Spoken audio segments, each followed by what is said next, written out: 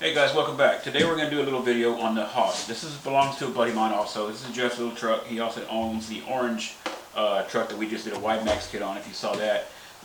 He needs an axle replaced on it. He bought this truck off Marketplace, relatively cheap, really cheap, a fraction of what it's worth because they needed remotes and some minor work. He brought it to me, so we're going to just pop an axle in this thing real quick. The right front axle, or right left axle. The right left axle is gone, it's not even there, so it needs the tire glued up too. So let's go ahead and just get right into this. First thing we're going to do is pull the wheels off. You're going to need a 6mm for this little guy. Alright, so I'm back, got the wheels off. Let's go ahead and start tearing this little thing down. So you're just going to need a 2mm for this entire little job here. So go ahead and take your 2mm and let's back out the lower shock screw, the upper link outer screw on the spindle or on the steering block, and let's remove this screw right here on the tie rod. Okay, let's pull these out one time. So the shock screw is hanging there. I'm going to take it out, flip the shock all the way over, out of the way. I'm just going to flip it over in front of the truck, and then I'll put this screw back in the arm where the shock was. You can see a fresh, clean hole there where it was. Then we'll take the upper link screw out, mark the, take note of where it was, bottom hole. We'll put that screw back in just a little bit, pull a tie rod, it was on the back screw hole, and we'll put that screw back in. And we're going to reach back here and pop this wheel hex off.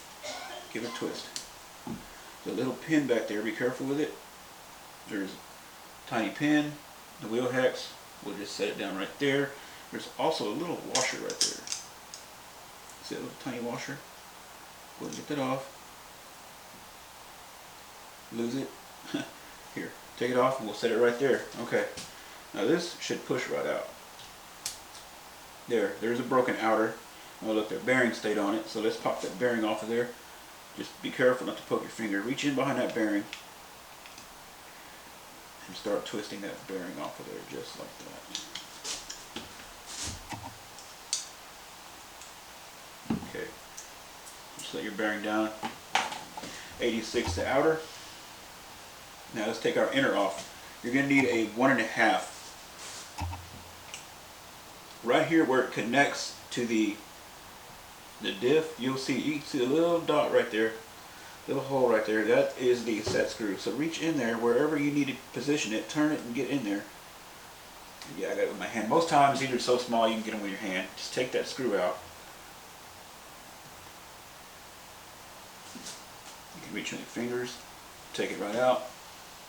I just set it down right there, and then we just pull it off.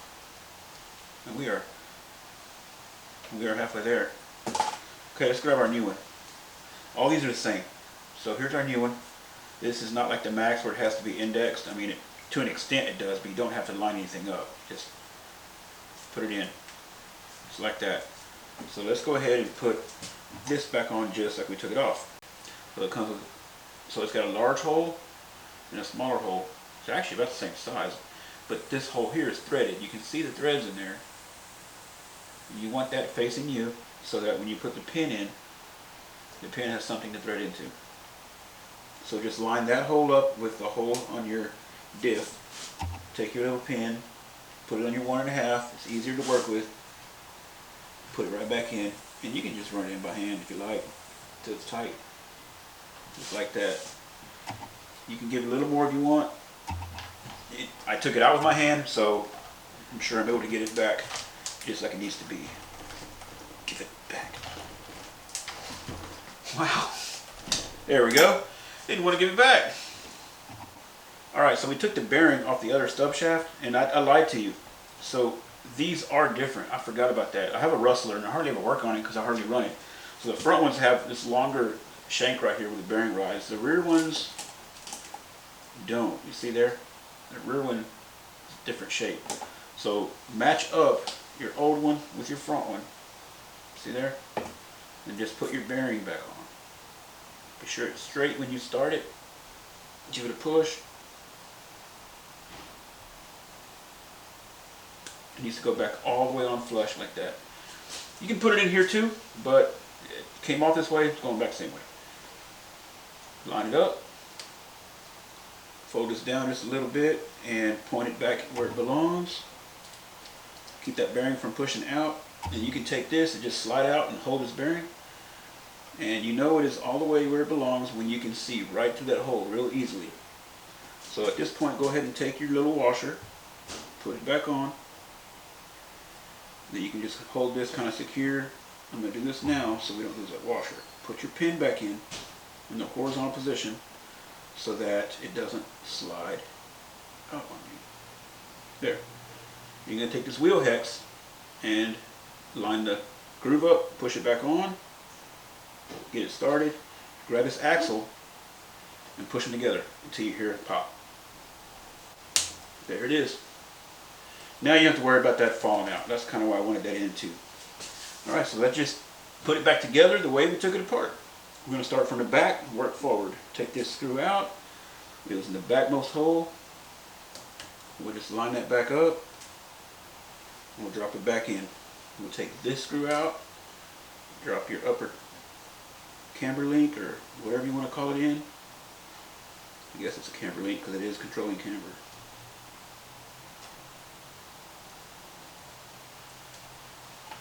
These little hollow balls can be tricky. It was in the lower hole we can see, so put it back in the lower hole. Alright, now flip your shock back over.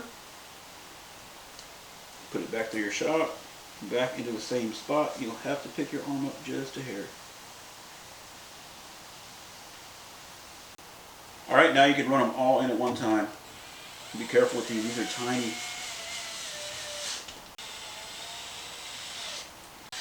Okay, now let's check them by hand. That's good. That would need a little bit more.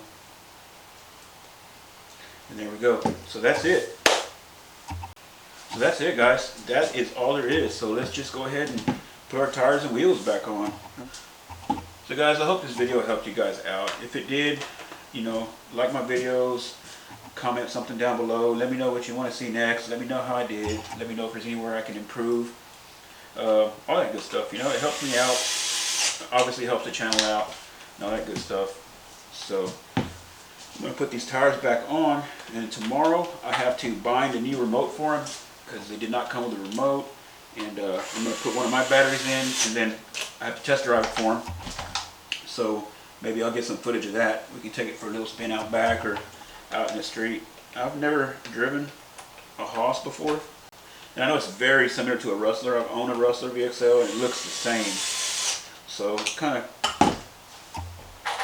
looking forward to driving it. I have a feeling it's going to be pretty peppy. So that's it. We'll put this body back on. Shut it in there.